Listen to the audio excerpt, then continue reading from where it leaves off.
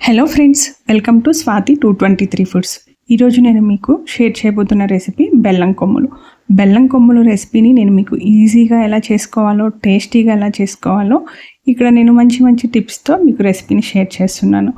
ఈ సంక్రాంతికి మనం ఎప్పుడు చేసుకునే గవ్వలు కాకుండా ఈ రెసిపీని ఈజీగా కొద్ది టైంలోనే ఎక్కువ క్వాంటిటీలో చేసేసుకోవచ్చు. రెసిపీ ఫాలో అయిపోండి. ఇక్కడ ముందుగా నేను మైదాని తీసుకుంటున్నాను.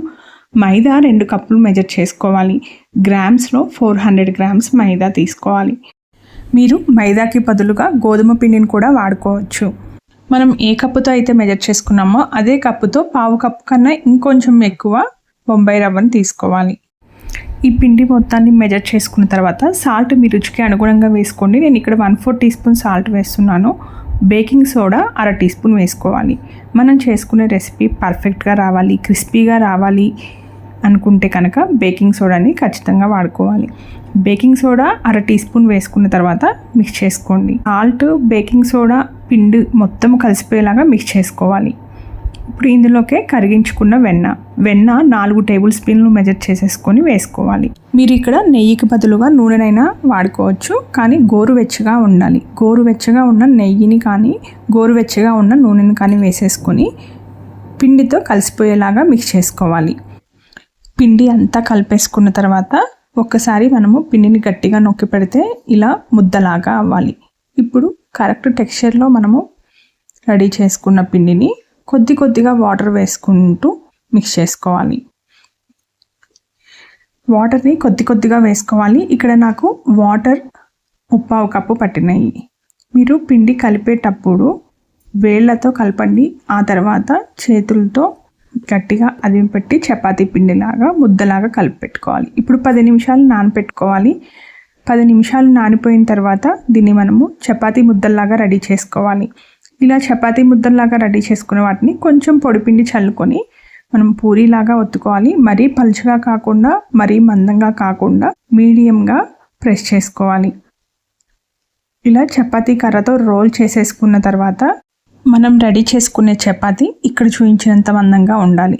ఇలా ఉంటే మనకి పీసెస్ కట్ చేసుకోవడానికి ఈజీగా ఉంటాయి. ఫ్రై చేసుకునేటప్పుడు కూడా అన్ని వైపులా ఈక్వల్గా ఫ్రై అవుతాయి. ఇప్పుడు చాకుకి కొంచెం ఆయిల్తో గ్రీస్ చేసుకోవాలి. గ్రీస్ చేసుకున్న తర్వాత సన్నటి పీసెస్గా కట్ చేసుకోండి. మీరు కావాలి అనుకుంటే మీకు నచ్చిన ఏ షేప్లో అయినా సరే కట్ చేసుకోవచ్చు.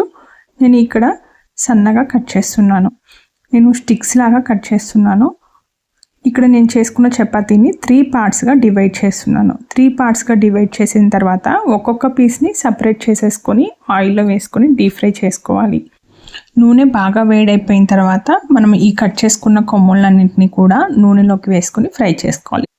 నూనె వేడి చేసుకోవాలి. వేడి చేసుకున్న తర్వాత మనము వీటిని అన్నింటినీ వేసేసుకొని లో ఫ్లేమ్లో ఉంచేసుకొని ఒక 2 నిమిషాలు వేయించండి. ఆ తర్వాత మీడియం ఫ్లేమ్లో ఉంచేసి అన్నీ ఒకటే కలర్ వచ్చే వరకు ఈక్వల్గా ఫ్రై చేసుకోండి.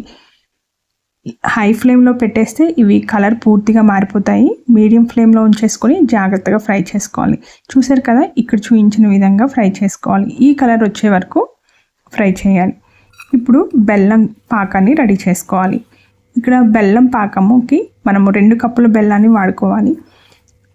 2 కప్పులు పిండికి 2 కప్పులు బెల్లాన్ని నేను ఇక్కడ వాడుతున్నాను.